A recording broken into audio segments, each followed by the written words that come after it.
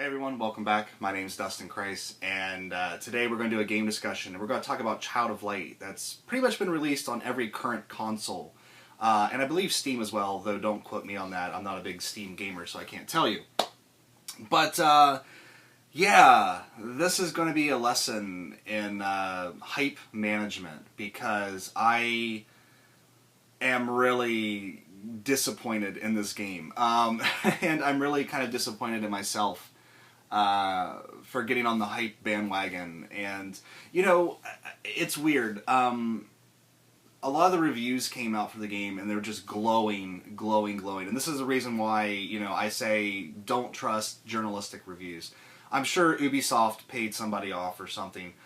There was one lone review that we all kind of joked around about in AGP because they called the game soulless. And after playing the game, which I haven't finished yet, I'm in chapter 7 of 10, but I don't really see the last 3 chapters all of a sudden being this amazing experience that the first 7, or the first 6 weren't. That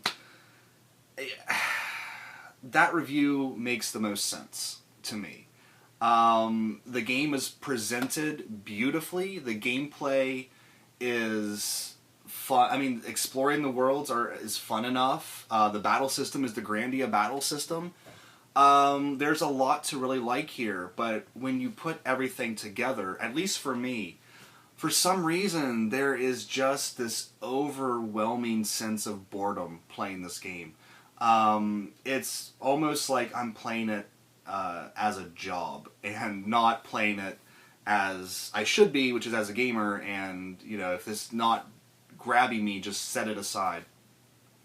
Especially after watching Accent on Gamer's recent Valkyria Chronicles video. It's like, God, I really would rather be playing that game than this. So I can't shelve the game because it's a digital release. There was supposed to be some kind of limited edition physical thing that before the game came out I was actually kind of like, oh man, I missed out on it. But now I'm just like, fuck it, I don't even care. So I am going to just kind of, I might play it here and there, and when I beat the game, because I will finish the game, if my experience changes from this, then I'll do an addendum video, but I really don't see that happening. So, you know, let's go ahead and get into it and kind of talk about it, because it's weird, because I kind of like everything that this game does.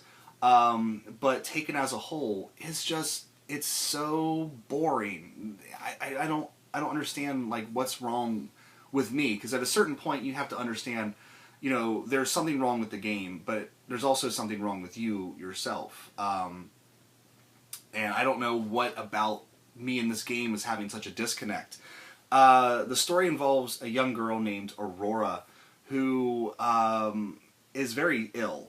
And the game's kind of vague on whether she dies or if she's in a coma or something.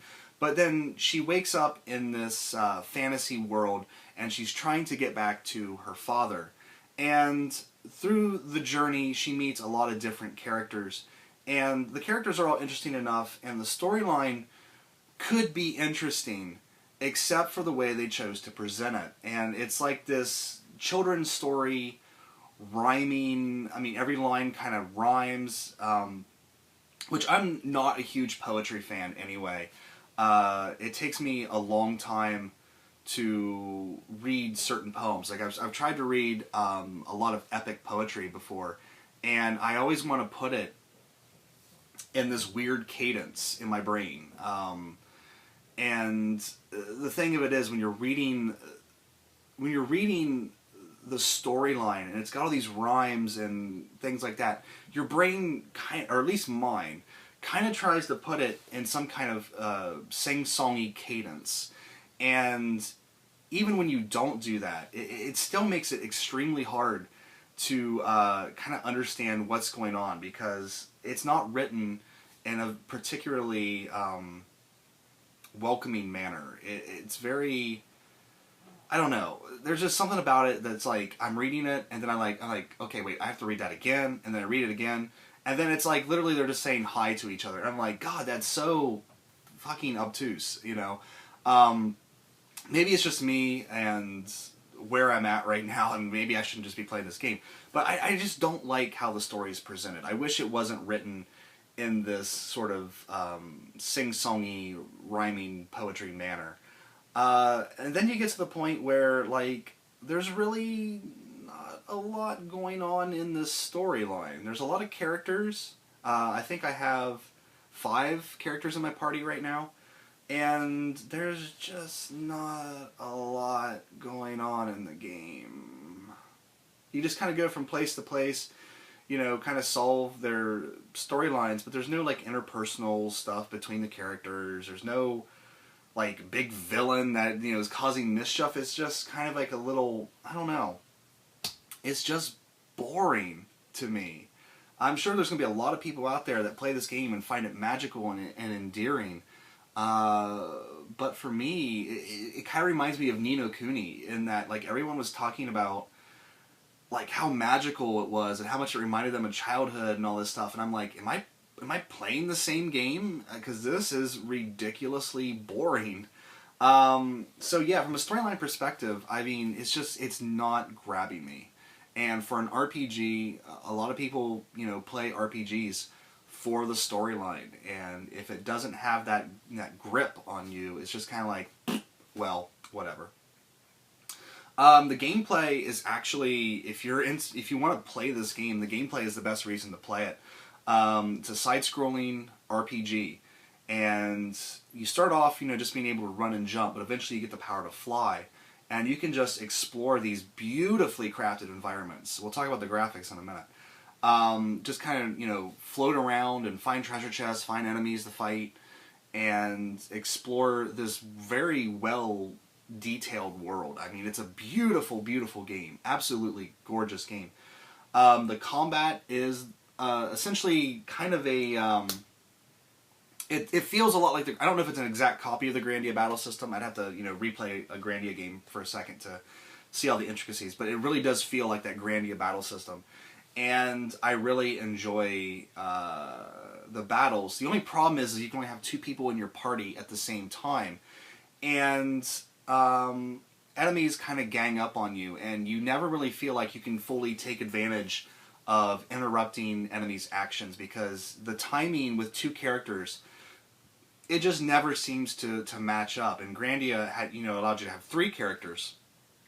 Yeah, it felt like it allowed you to sort of combo up interruptions and things like that a lot better. You know, you can swap out party members on the fly, and so, like, say if Aurora gets up I should say this, if you don't know, like, what the Grandia battle system is. Down at the bottom, you have a bar, and you'll see you and your enemies kind of go across this bar at different speeds, depending on your character's, you know, action speed. When you get to a certain point in the bar, it turns red, and this is where the actions happen.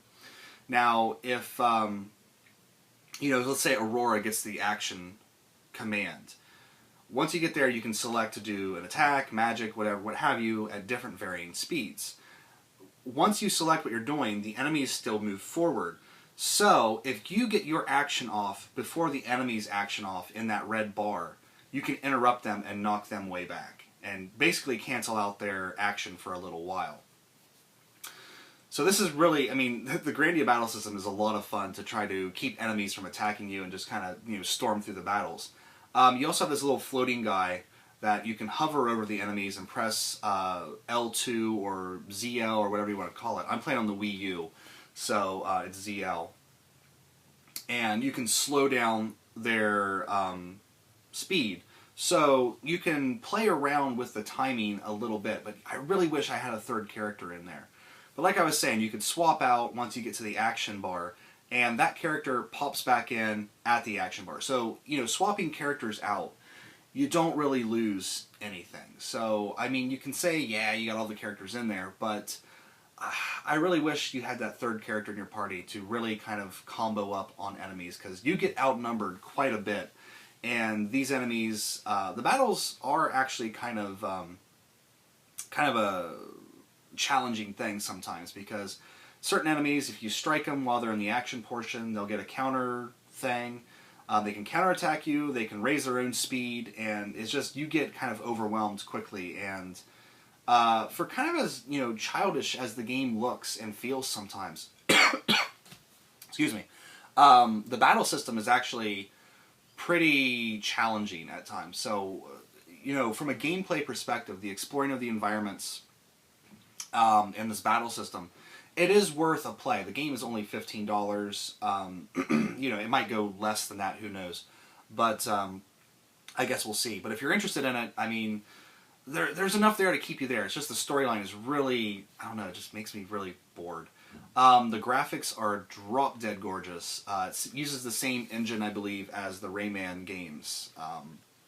So if you like that kind of stuff, this is all for you. I mean, just really gorgeous 2D environments.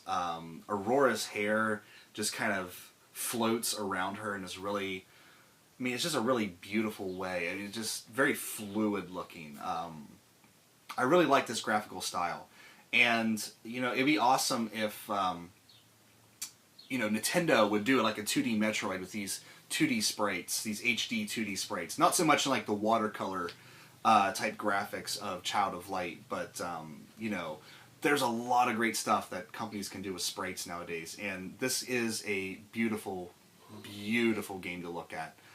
And finally, the last thing is the music, which the music is really good. The battle theme is quite awesome. I actually really enjoy the battle theme for this game. But the music never really gets really interesting. I mean, it's good, nice to listen to. It's very relaxing. But, in AGP, we've been talking a lot about Nier and Nier's soundtrack. And Nier's soundtrack is very varied. There's a lot of very propulsive tracks. There's some, kind of melancholy tracks. There's some slow tracks, things like that. This is all kind of even keel through the game, except for like the battle theme. And it's very kind of tranquil and languid. And you're playing this game and, the storyline's not gripping you. The combat and everything and the exploration is fun. But then you have this very tranquil music, and like every time I start playing Child of Light, I get sleepy. And it's like 9 o'clock in the morning right now. I woke up, had 2 cups of coffee, and started playing it. And I started to like doze off while playing the game. So, I mean, I'm fresh from a night's sleep. I've had coffee. I should be ready to go. And this game is just putting me to sleep. So, yeah, I mean, this is one of those game discussions where it's kind of me, I don't know, one of those depressing game discussions. Because I like getting on here and talking to you guys about a game that I really, really love. And Child of Light is not that game. I was really hoping it would be. Reading, I let myself get wrapped up in the reviews and all this stuff, and I really need to stop doing that. Because like I said in one of my other videos, if I paid attention to reviews, I would have hated Deadly Premonition, I would have hated Nier, and I would have loved Dark Souls. And it was complete opposite. And, reading the reviews, you would think I would love, love, love Child of Light. But I kind of feel like it's just an average game. It does things kind of nice, but on the whole, it just doesn't add up to the sum of its parts, When you look at the graphics and the presentation and the battle system, you would think it's just like this amazing experience. And I just keep thinking, my God, this game is so boring. So I'm just going to kind of set it aside and go play something else, which, oh God, the PS3s are all the way up here. I'm going to go out and throw this in because Sinkai and Mario has made me really want to see what this is all about. And I really want to see what it's all about. So that is going to be the next game, unless I finish up Somabringer, and we'll be focusing on that and Somabringer, and just letting Child of Light kind of sit there. If you've beat the game and you think the last 3 chapters, I need to just plow through them right now, then let me know. But, from what I can see from my standpoint, letting it just kind of sit there on the hard drive, and maybe coming back to it a little later. Hi. Yes, I know. You want to be in the video too.